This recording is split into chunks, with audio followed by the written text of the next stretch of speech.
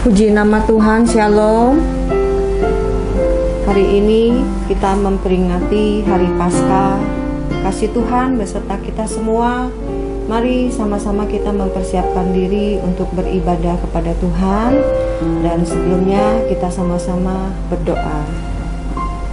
Bapa dalam kerajaan sorga yang kami sembah di dalam nama Tuhan Yesus, Allah Roh Kudus, terima kasih untuk setiap kesempatan kami boleh beribadah. Kami boleh berjumpa pribadi dengan-Mu Tuhan. Hari ini Tuhan, Engkau ada menyertai kami. Sepanjang hidup kami Engkau terus menyertai kami. Dan oleh kuasa darah-Mu Tuhan, Engkau menebus setiap kami. Engkau melayakkan kami untuk menghampiri-Mu Tuhan, untuk melihat tahta kemuliaan-Mu Tuhan. Terima kasih Tuhan Yesus. Berkati kami semua, kami sekeluarga beribadah kepada-Mu, dan juga semua umat-umat-Mu yang datang untuk berjumpa pribadi dengan-Mu lewat ibadah Paskah hari ini. Terima kasih Bapa. Di dalam nama Tuhan Yesus kami berdoa dan mengucap syukur. Amin.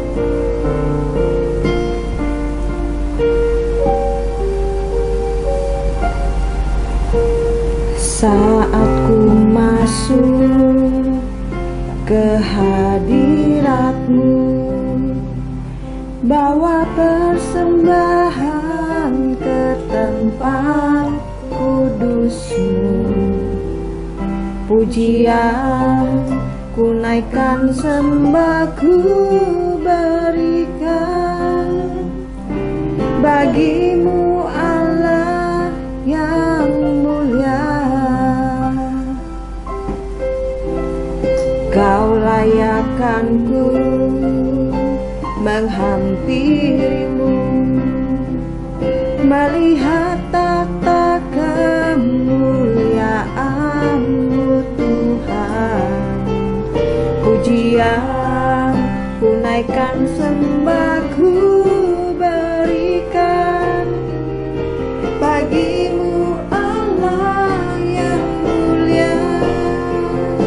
Oleh kuasa darah-Mu Kau telah tebus dosaku. Kekudusan-Mu Tuhan, kekudusan-Mu melingkupiku. Kasih-Mu mengalir, memulihkan hidupku. Sungguh besar Tuhan, besar anugerah-Mu. Engkau selamatkan hidup kami. Amin. Ku menjadi ciptaan yang baru oleh kuasa darah-Mu. Lebih lagi pujikan bagi Tuhan.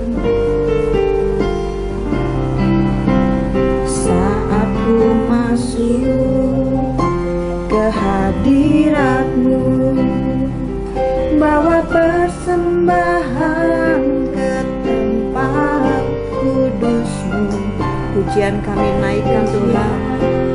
Ku naikkan, sembah ku berikan bagi-Mu Allah yang mulia.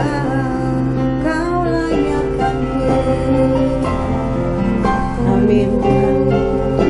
Menghampiri-Mu, melihat tahta kemuliaan-Mu Tuhan.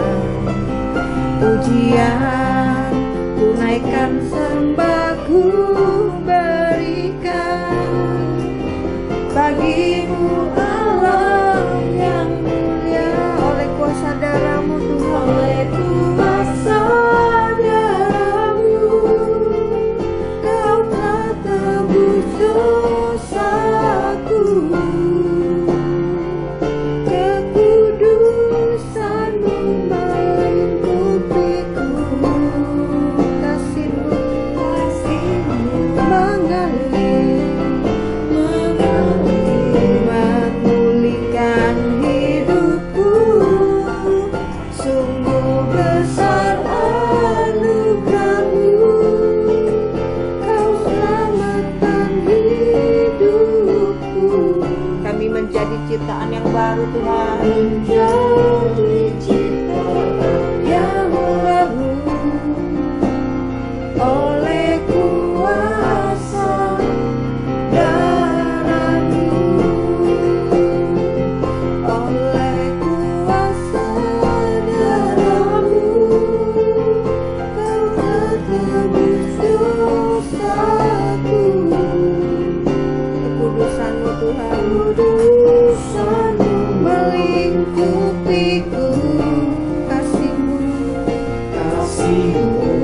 mengalir, memulihkan hidupku.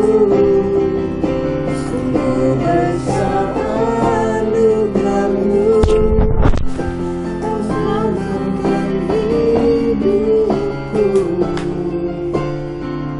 Ku menjadi ciptaan yang baru oleh kuasa darah-Mu. kami menjadi ciptaan Jadi ciptaan yang baru oleh kuasa darah-Mu. Haleluya. Mari sembah Dia, agungkan nama-Nya. Haleluya. Kami sembah Kamu Yesus. Ya Rama, ya Rama, ya Rama, ya Rama, ya Rama, ya. Ya Rama, sana, sana, ya. Ya Rama, Rama,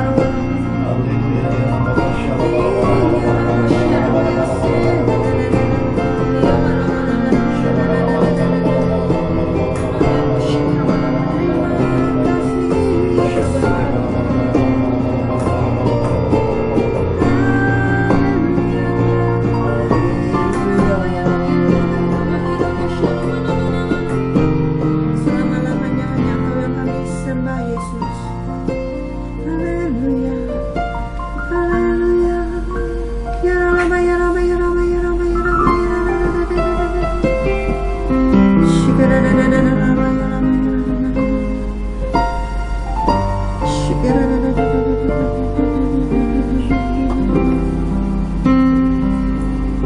Oleh kuasa darah-Mu, Kau tebus setiap dosa kami, Tuhan. Amin. Kekudusan-Mu, Tuhan, melingkupiku. Kasih-Mu mengalir, memulihkan hidupku. Sungguh besar anugerah-Mu, Kau selamatkan hidupku. Ku menjadi ciptaan yang baru oleh kuasa darah-Mu. Ku menjadi ciptaan yang baru oleh kuasa darah-Mu.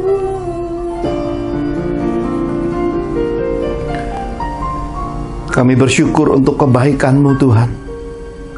Sebab kasih setia-Mu sungguh luar biasa. Engkau mati, rela disalibkan demi kehidupan kami, supaya kami beroleh kesempatan masuk dalam kerajaan sorga-Mu.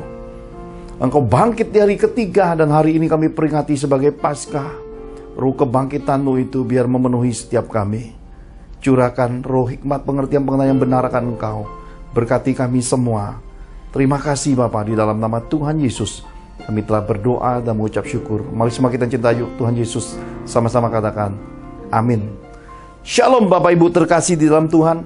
Hari ini seisi dunia, anak-anak Tuhan merayakan Paskah. Paskah disejajarkan, dimateraikan menjadi hari kebangkitan Yesus.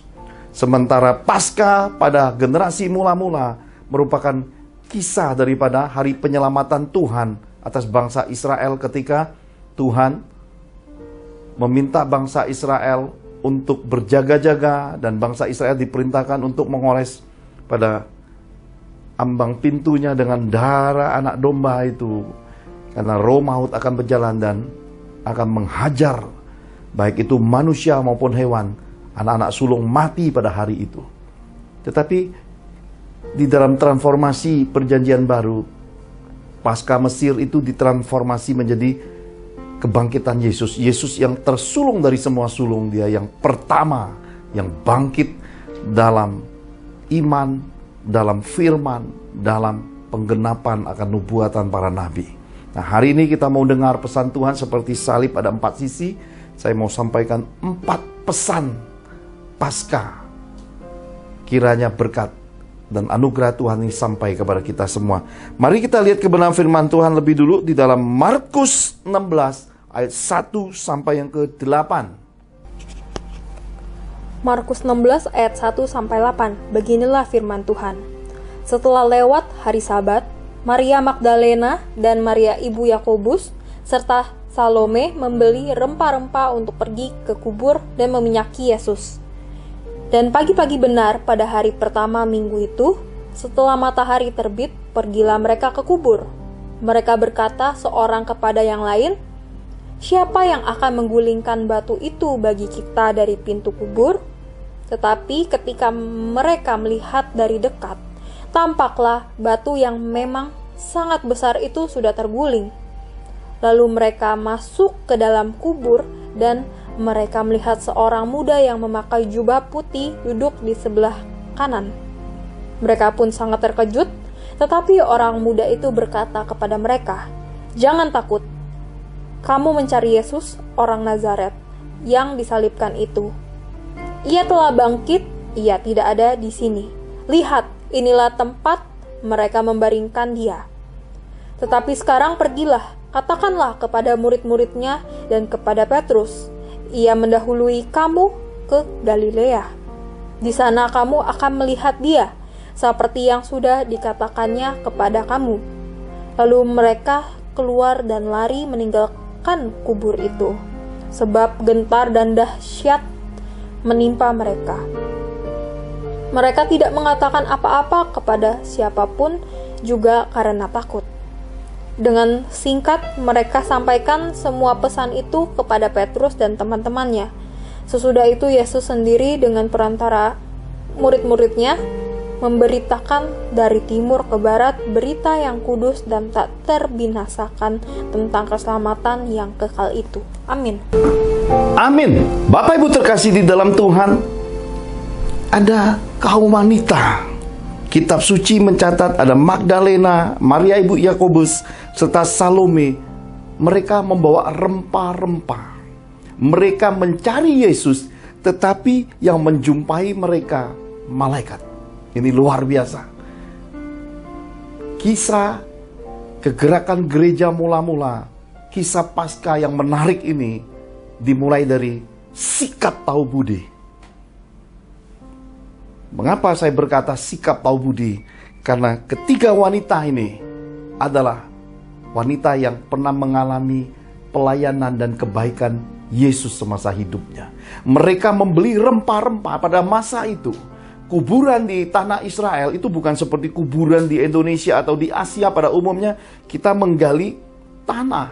Ini kuburan modelnya Indonesia, tanah digali kemudian mayat dimasukkan ke dalam bumi, ditutup lagi dengan tanahnya. Kalau di Israel, itu kuburan itu malah di dalam gua. Ya, saya bersama The Johan Family pernah melihat langsung dari dekat kuburan Yesus.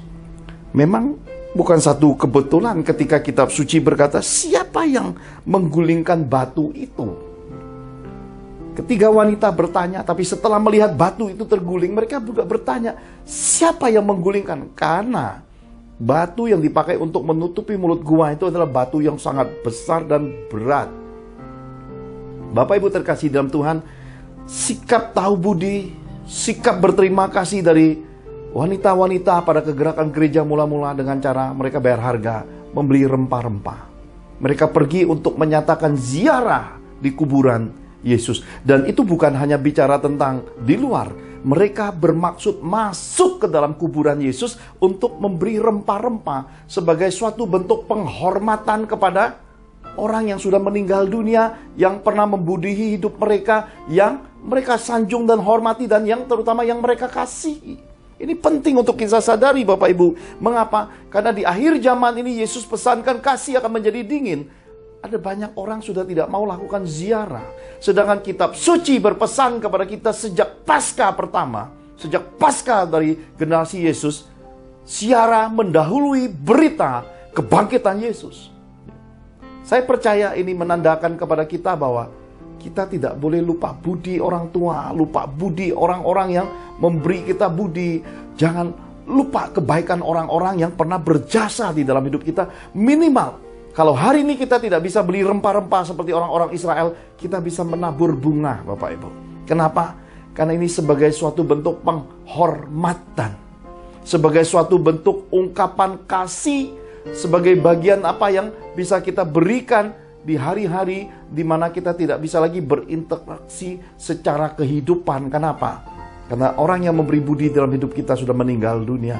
Jadi kita hanya bisa mengingat kebaikan mereka, mengingat akan segala jasa, mengingat hal-hal yang berharga dalam hidup kita. Karena itu kitab Amsal berkata, ingatan akan orang benar mendatangkan berkat. Ziarah dibenarkan. Ziarah di dalam kitab Mazmur tentang keadaan berkat ketika orang-orang mengadakan ziarah. Nah, Bapak Ibu terkasih di dalam Tuhan, Jumat Agung 2 hari yang lalu, tepatnya 3 hari yang lalu, saya sudah bahkan saksikan tentang bagaimana saya dengan The Johan Family akhirnya mengambil keputusan. Saya dengan istri saya pergi untuk menyelesaikan prosesi pemakaman yang akhirnya menjadi prosesi kremasi daripada om saya, adik kandung dari mama saya. Dan ada satu peristiwa sebenarnya di balik bakti, di balik sikap tahu budi yang saya dengan keluarga lakukan sebagai ponakan yang tahu kebaikan seorang om. Malam ketika saya datang ke rumah duka, ketika saya sampai di kota Bangka Belitung, saya sudah menyatakan bahwa saya siap menanggung semua biaya pemakaman itu.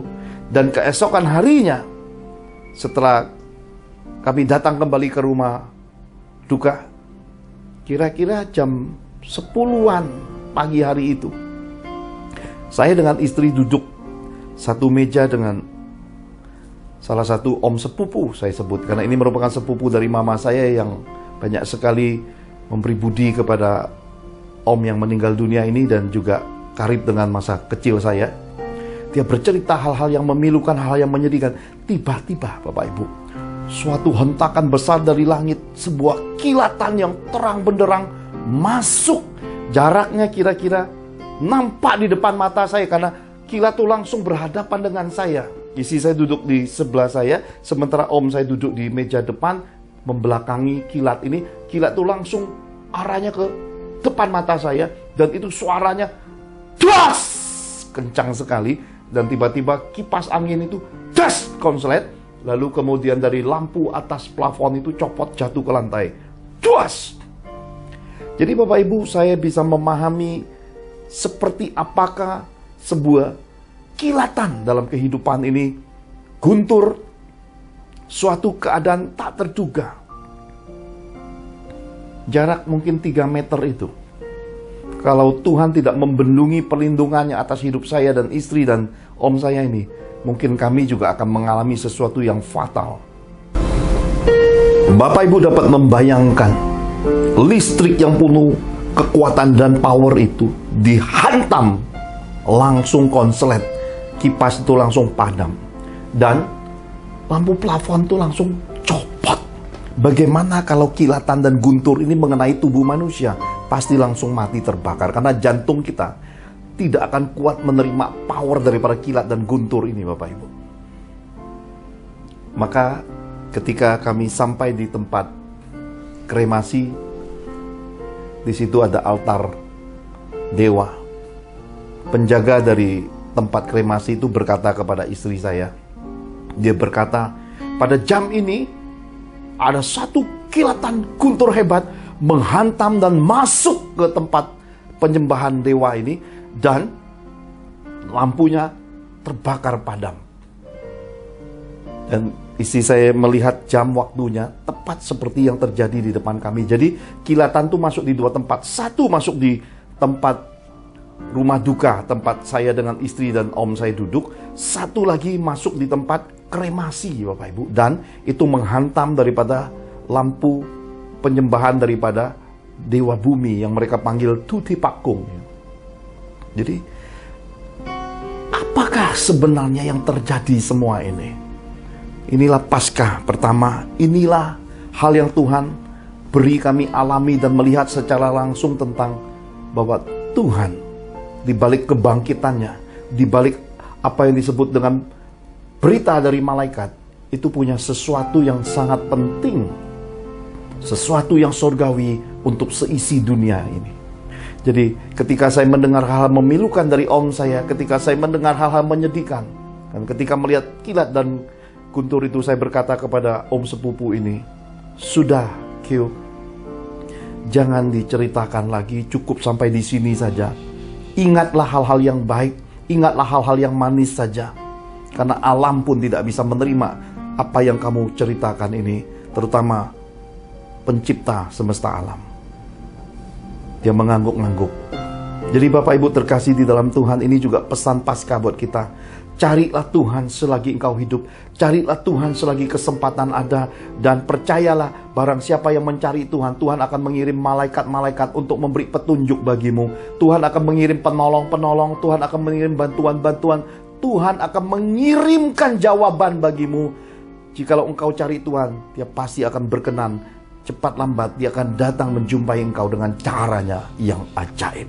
Haleluya. Nah Bapak Ibu terkasih di dalam Tuhan, sudah saya katakan sejak awal bahwa Paskah, gerakan gereja mula-mula dimulai dari orang-orang yang tahu budi dan orang-orang yang tahu bakti ini memulainya dengan keadaan membawa rempah-rempah untuk berziarah. Mari kita lihat sambungannya di dalam Markus 16 ayat 9 sampai yang ke-16.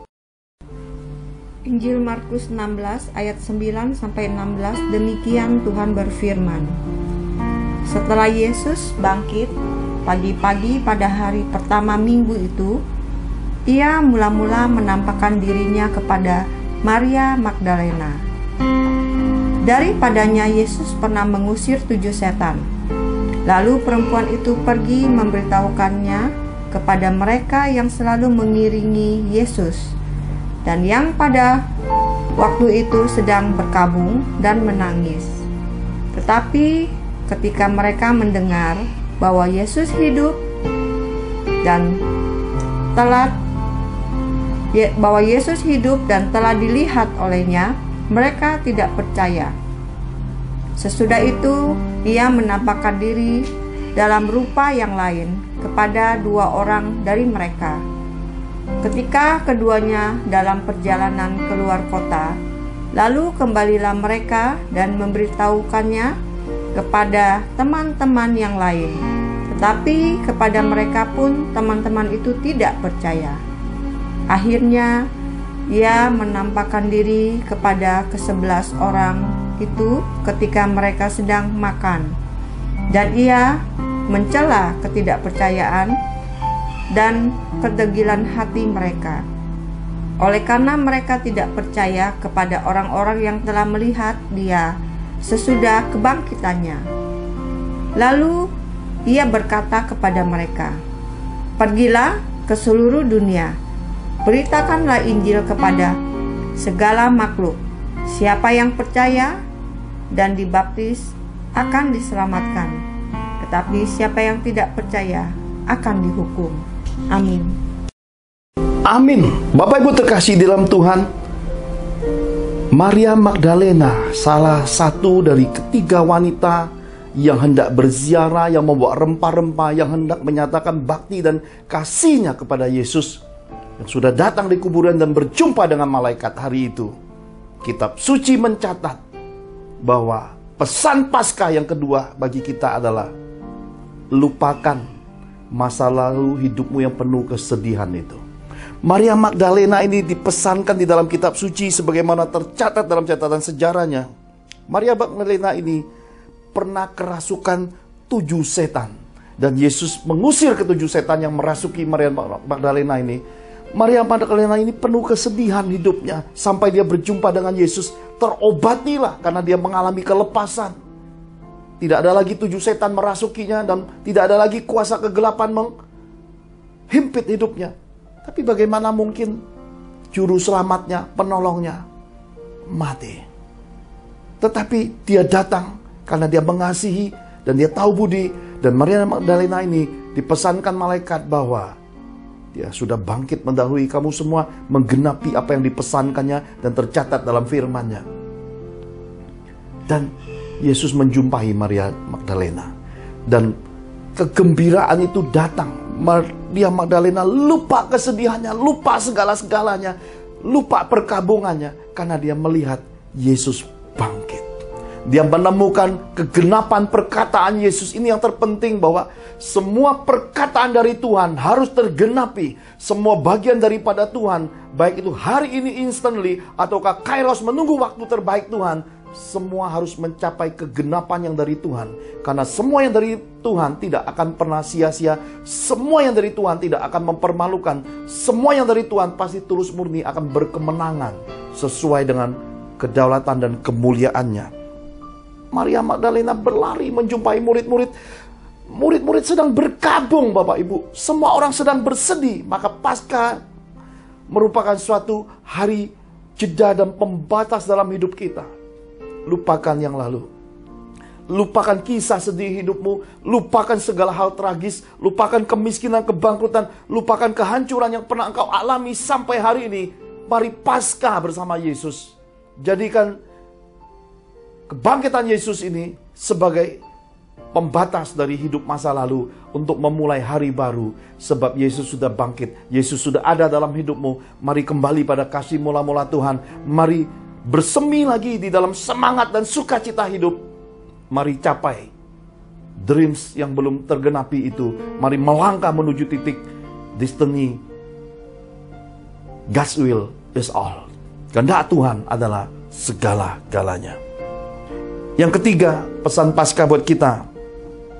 Yesus ketika menunjukkan dirinya kepada murid-murid oleh karena ketidakpercayaan mereka, oleh karena mereka meragukan pemberitaan Maria Magdalena bahkan beberapa murid-murid yang lain. Maka pesan Paskah yang ketiga, jangan lagi hidup dalam ketidakpercayaan dan kedekilan hati, tetapi hiduplah untuk percaya. Percaya bukan karena melihat, percaya bukan karena mendengar, tapi percaya karena hidup sebagai pelaku firman Tuhan. Engkau yang telah bersemi cintamu oleh kasih karunia Tuhan yang membuat engkau bertobat, memberi dirimu dibaptis, pegang kasih mula-mula ini. Jangan pertukarkan kasih mula-mula ini dengan apapun. Dan jangan pernah berpikir Tuhan Juru Selamat, sumber kebenaran yang maha kudus ini dapat disuap dengan apa yang kau dapat dengan cara menyakiti orang lain. Harta yang tidak halal dan segala bentuk kesakitan orang lain yang kau dapat kemenangan di balik kesakitan saudara-saudara seimanmu dengan menghancurkan keluargamu. Persembahan-persembahan yang tidak kudus, persembahan-persembahan yang penuh dengan jerit tangis sesamamu dan saudaramu bahkan keluargamu ini. Jangan kau kira dapat kau menyuap Tuhanmu. Berilah dirimu lebih dulu sebagai persembahan yang harum. Berilah tubuhmu supaya semua panca indrani jangan dipakai sebagai kejahatan, tapi panca indrani dipakai sebagai kekudusan Tuhan. Untuk hal-hal yang baik, hal-hal yang muliakan Tuhan. Mulutmu, hidungmu, matamu, telingamu, hatimu, panca indramu, tanganmu, semua area hidupmu, seluruh tubuhmu pakai untuk kemuliaan Tuhan. Dan jadikan seluruh tubuhmu untuk kemuliaan Tuhan. Hingga ketika engkau membawa persembahan kepada Tuhan adalah persembahan yang sungguh, yang dihasilkan lewat hal-hal yang berharga, di mana orang diberkati, dan bagaimana berkat itu datang dalam hidupmu adalah berkat terbaik, termanis, terkudus, dan paling suci, paling murni yang dialirkan Tuhan dan dialirkan oleh sesama dengan memberikan suatu berkat bagi hidupmu. Dan engkau bawa persembahan itu kepada Tuhan, maka engkau dapat 2 kali lipat berkat kembaliannya. Hidupmu, persembahanmu, dan itu akan mengalir menggenapi kitab suci. Tuhan akan membawa imanmu, mengalirkan berkat-berkat turun-temurun bagi garis rumpun keturunanmu. Ini terpenting disadari anak-anak Tuhan. Hidupmu bukan milikmu. Apa yang kau pertanggungjawabkan di hadapan Tuhan itu adalah sebuah bentuk pertanggungjawaban bagi rumpun garis keturunanmu. Hiduplah benar di hadapan Tuhan dan sesama. Jangan berlaku munafik. Hiduplah benar dan tulus di hadapan Tuhan dengan mengamalkan kasih Yesus secara murni, tersembunyi, dengan memberi tersembunyi, mendukung pekerjaan Tuhan tersembunyi, dan semua yang kau beri itu engkau beri dengan hati yang rela, bukan bersungut-sungut atau lagi engkau jadikan drama di mana-mana. Berhentilah untuk mengejar pujian manusia. Berhentilah berbuat drama dalam kehidupan kekristenan ini. Sebab ketika engkau mengejar upah di bumi, yang di sorga sudah tidak ada bagianmu. Tetapi mari berlakulah sebagai apa yang Tuhan kehendaki di dalam hidupmu. Jikalau engkau seorang pengajar, ajarilah sesuatu yang kau alami sesuai dengan tuntunan Roh, supaya orang bisa belajar segala sesuatu yang Tuhan beri, yang sudah engkau alami di dalam Tuhanmu. Dan berilah contoh teladan hidupmu, engkau, keluargamu, pengelolaan kekayaan, dan cara hidupmu, jadilah berkat. Dan jadilah berkat, supaya berkat yang kau ajarkan kepada orang lain, berkat yang sama mengimpartasi saudara-saudara seimanmu. Dan berlakulah sebagai orang kecil, seorang pelayan yang melayani dan selalu mengutamakan kepentingan orang lain. Sebab hanya pelayan yang bisa menyenangkan tuannya. Orang-orang yang punya hati pelayan, hati hamba, yang bisa menyukakan hati tuannya, mereka tidak akan sombong dengan sesama. Mereka tidak akan manipulasi apa yang dipercayakan Tuhan di dalam hidup mereka. Mereka tidak akan menyandung saudara-saudara seimannya dengan kelimpahan yang Tuhan percayakan. Sebab mereka tahu mereka hanyalah pelayan dan hamba. Seorang pelayan dan hamba tidak melebihi tuannya. Artinya, mereka tahu batasan hidupnya, bahwa hidup mereka hanyalah untuk mencapai perkenanan tuannya, perkenanan Tuhan dalam kehidupan. Haleluya. Dan yang keempat, yang terakhir, kitab suci pesankan kepada kita sebagai pesan Paskah. Fokus menyelesaikan amanat agung Tuhan Yesus. Karena Tuhan berkata, pergilah ke seluruh dunia, beritakan Injil kepada segala makhluk. Siapa yang percaya dan dibaptis akan diselamatkan, tetapi siapa yang tidak percaya akan dihukum. Engkau membawa kabar baik itu. Engkau menjadi jembatan Tuhan bagi banyak generasi, supaya keselamatannya dari Yesus di hari kebangkitan yang merupakan Paskah ini, Roh kebangkitan ini bisa menyebar dan bisa terimpartasi dan bisa menjadi bagian daripada berkat yang tak ternilai di dalam kehidupan orang-orang di muka bumi ini. Tuhan memanggil engkau supaya engkau meresponi kehendaknya. Tuhan memanggil engkau supaya engkau mengelola kepercayaannya. Jangan lagi memperkaya diri. Jangan lagi menimbun harta ngengat berkarat. Kelolalah kekayaan yang Tuhan percaya kelimpahan itu untuk pekerjaan Tuhan, menyelesaikan amanat agungnya. Dan sebagai hamba-hamba yang melayani, rekan sekerja Tuhan, kepada hamba-hamba Tuhan, dalam anugerah Tuhan yang besar, izinkan saya berbagi bahwa sudah waktunya kita tidak boleh menimbun lagi kekayaan duniawi. Karena semua yang kita timbun itu justru menjadi hal yang berat untuk membawa kita datang menghadap kepada Tuhan. Ringankan hidupmu, sesuaikan hidupmu dengan porsi yang dari Tuhan. Cukupkan hidupmu hari demi hari, cukup makan, cukuplah. Dan jangan bermegah dengan apa yang engkau terima lewat pelayanan, lewat pemberian umat. Karena semua itu hanyalah kepercayaan dan itu semua sementara.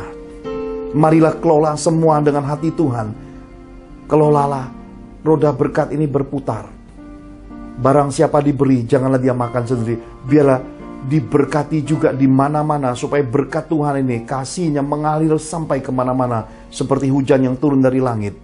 Air yang sama jatuh kepada orang baik maupun orang jahat. Mari berkat yang sama kita kelola, supaya sisi dunia ini jadi berkat.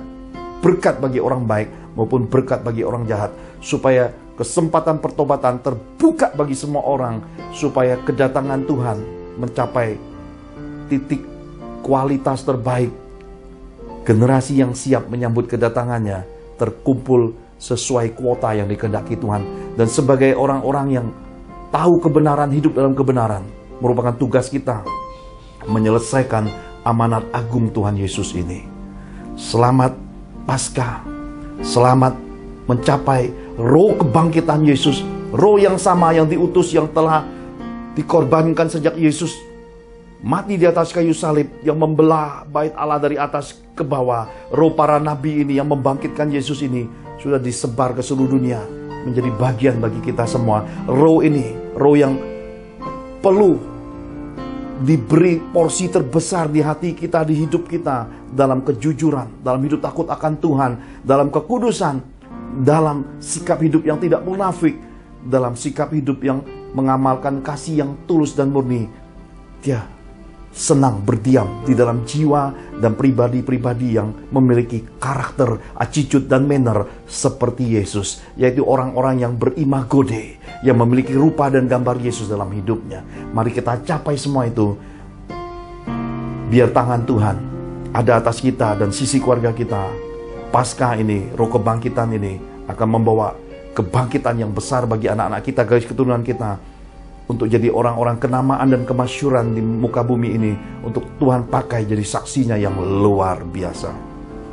Bapak Ibu terkasih dalam Tuhan, The Johan Family mengucapkan selamat Paskah, dan kita akhiri ibadah ini. Pastor William akan tutup untuk kita menerima berkat-berkat Paskah. Mari kita angkat kedua tangan kita sama-sama di hadapan Tuhan.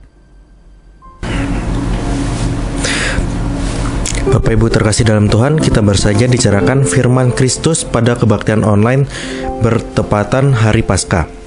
Dipesankan kepada kita bahwa yang pertama, selagi hidup dan ada kesempatan cari Tuhan, maka Tuhan akan kirim malaikat untuk memberikan petunjuk bagimu. Yang kedua, lupakanlah semua masa lalu yang penuh kesedihan itu. Yang ketiga, jangan lagi hidup dalam ketidakpercayaan dan kedengkian hati, tapi hiduplah jadi pelaku firman Tuhan. Yang keempat dan yang terakhir, marilah kita kembali untuk hidup dalam kasih mula-mula Tuhan dan fokus menyelesaikan amanat agung Tuhan Yesus. Kiranya Roh Kudus yang membangkitkan Tuhan Yesus pada hari ketiga dan yang kita peringati sebagai Paskah, Roh yang sama kiranya membangkitkan kita dalam hidup yang berkemenangan, hidup berkeluarga yang bahagia, dan mencapai hidup beriman yang dikenan Tuhan hingga kita beroleh anugerah masuk surga Tuhan Yesus nanti. Haleluya. Mari kita angkat kedua tangan kita di hadiratnya. Mari kita menutup ibadah ini dengan doa-doa berkat. Kiranya memberkati hidupmu berlimpah-limpah, kiranya Tuhan memperluas ladang hidupmu sehingga engkau dan generasi keturunanmu hidup berlimpah di muka bumi. Biarlah tangan kanan Bapa Sorgawi senantiasa atas hidupmu sehingga musuh-musuhmu diperdamaikan, semua keinginan hatimu digenapinya, dan hari hidupmu sampai masa tuamu. Hal-hal baik dan berharga ada dalam hidupmu sepanjang hidupmu. Tuhan membuat engkau beruntung. Tuhan kiranya memelihara hidupmu, membuat anak cucumu hidup panjang umur dan masyhur di muka bumi. Kesehatan, kebijaksanaan, kebajikan, dan kemurahan Tuhan dan manusia ada atas hidupmu. Semua berkat-berkat iman yang tertulis dalam kitab suci mewarnai hidupmu dan memasyurkan hidupmu. Jadi saksi Tuhan itu nyata dan memberkatimu. Demi Bapa Sorgawi, dalam kemuliaan Tuhan Yesus dan dalam persekutuan Roh Kudus penuh kuasa kebangkitan, kita terima semua berkat Tuhan ini dalam nama Tuhan Yesus. Sama-sama kita katakan amin. Amin. Tuhan Yesus memberkati.